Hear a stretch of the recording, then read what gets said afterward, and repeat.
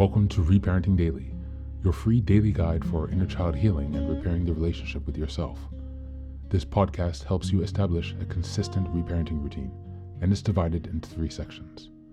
The first is a daily reading, the second is a discussion of that reading, followed by suggested journal prompts, and the last section is a peaceful binaural beats meditation for closing. Good morning, good afternoon, and good evening from whenever and wherever you're joining us. I'm so glad that you can join us for this journey of self-expansion. If this is your first time, welcome. As a celebration of completing our first full year of Reparenting Daily episodes, I've opened a free membership tier for the Patreon community so that you can access more resources and join weekly Zoom calls for free. I understand there's a lot going on in the world right now, and I know that many people are really struggling. My hope with this is to encourage others to still pick up the work of reparenting and offer a free community where people can come together and do that. I'd also like to thank all of you who've been along on the journey so far. Just as a reminder, this is a free podcast, but you can support the project by purchasing the Reparenting Daily journal, where you can follow us along all year. This 333-page journal gives you extra insight and resources for each week, and it also provides space for you to keep your notes. Another way to support the podcast is to purchase the Fairy Tales for Reparenting series, volumes 1 through 3. This collection organizes famous and obscure fairy tales from around the world into 3 phases of the hero's journey, beginning, middle, and end. And while you might think that fairy tales are for kids, I'd like to challenge you here.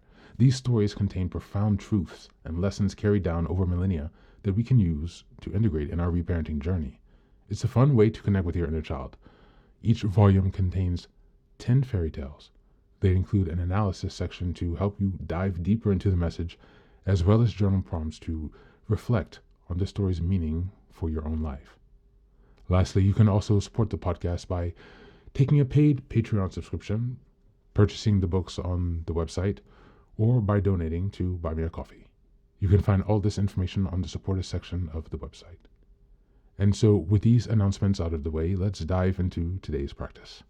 Today's reading is an article entitled How to Be Kind to Yourself and Still Get Stuff Done by Leo Babuta. This is from the website Zen Habits. As always, you can find the link in the show notes. I'll just read a portion. You can check out the full article by clicking on the link. Just as a reminder, this is February and the theme is self-compassion and self-kindness. We're in week 2, which is February 8th until 14th. And the theme of this week is practicing self-kindness and self-forgiveness. How to be kind to yourself and still get stuff done. I found that there are 2 profound changes that almost any of us can make. Number 1, become kinder to ourselves. And number 2, build trust in ourselves. Unfortunately, because we don't really trust ourselves, we're very rarely kind to ourselves. When I ask people to start being kind to themselves, they usually come back at some point with this dilemma. But if I'm too kind to myself, I won't get anything done. This is the fear. When people start being kind to themselves, that they'll be too soft, that they won't get stuff done. They'll let themselves off the hook too easily. They'll just lie around doing nothing. It's an understandable fear. If you have had times when you procrastinated, you probably worry about this. Let's talk about why kindness to self is so important, how to do it, and how to still get stuff done, even when you're kind to yourself. Why kindness to self is so damned important. Most of us are not very kind to ourselves. We often do things like come down hard on ourselves when we don't meet our expectations, let ourselves off the hook for doing something, and then feel terrible about ourselves, let others down and beat ourselves up for doing so, look at our flaws and see them as ugly, huge shortcomings, or reasons why we're falling short, or harshly punishing ourselves to be better, to do better, judging ourselves as inadequate so far. These are just some of the common examples. The truth is, most of us are judging ourselves, beating ourselves up, looking harshly at our shortcomings and flaws, a lot of the time. And that's why we're stressed, anxious, frustrated, and disappointed so often. A different path might be kindness to ourselves.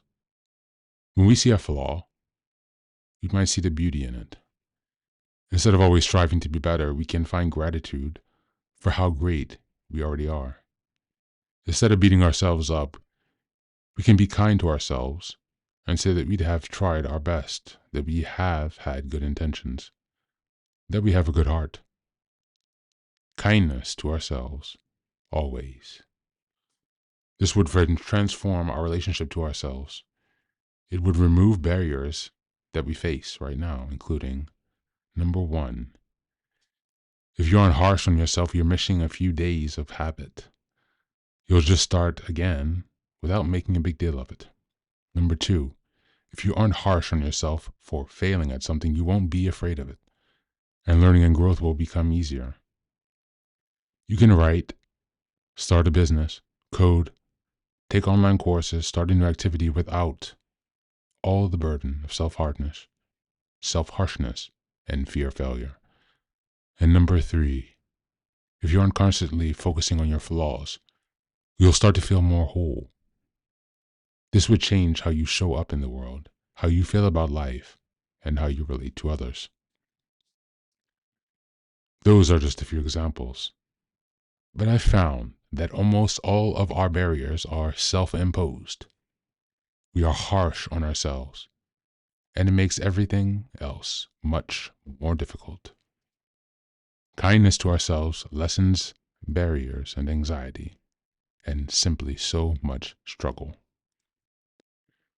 That's the reading for today. As a reminder, please do check out the link in the show notes and complete the entire article in your free time.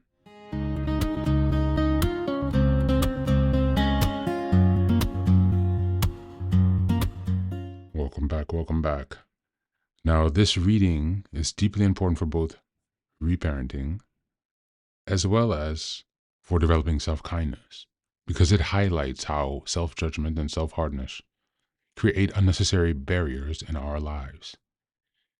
Many people in need of reparenting grew up in environments where love was conditional, mistakes were punished, and self-worth was tied to achievement. As a result, they internalized the belief that they must be hard on themselves to succeed. Reparenting requires us to unlearn these patterns and replace them with self-compassion, viewing our mistakes with understanding rather than shame, and allowing ourselves to grow without the fear of failure.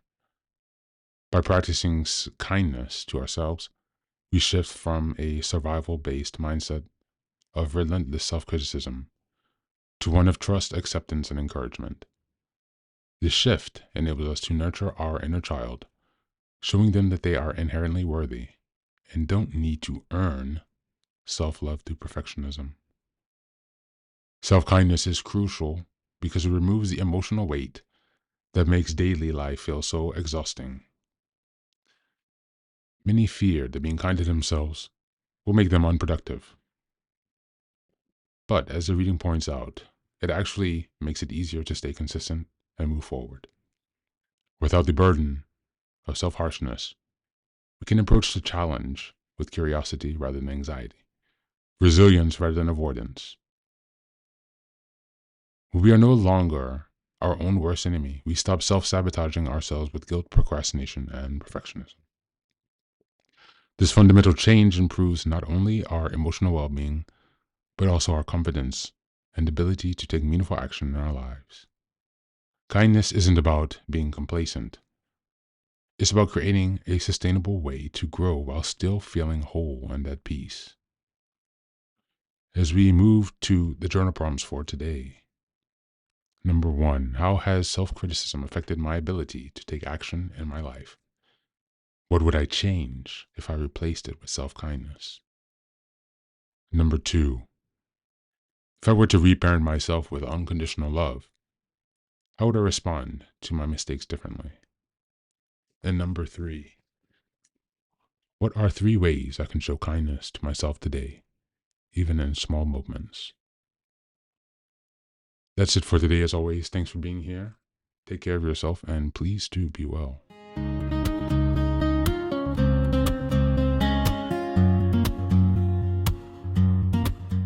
Welcome back. Now, this is the third and final section of the daily podcast. This is your silent meditation. Please find a place where you can be comfortable and undisturbed, where you can relax and spend some time with yourself for this 10-minute silent meditation. You can choose to be sitting, standing, lying down, or in whatever position makes you comfortable today. Just take some time to listen to yourself. Next, be sure that you are taking some time to be with your breath to connect with your body. Don't be disturbed or overwhelmed by your thoughts. Simply allow them to pass. Just observe them. Do not engage with your thoughts. Only be mindful of them passing as if they are drifting down a river. Use this time to connect with yourself. Whatever time of day you are listening to this, Namaste.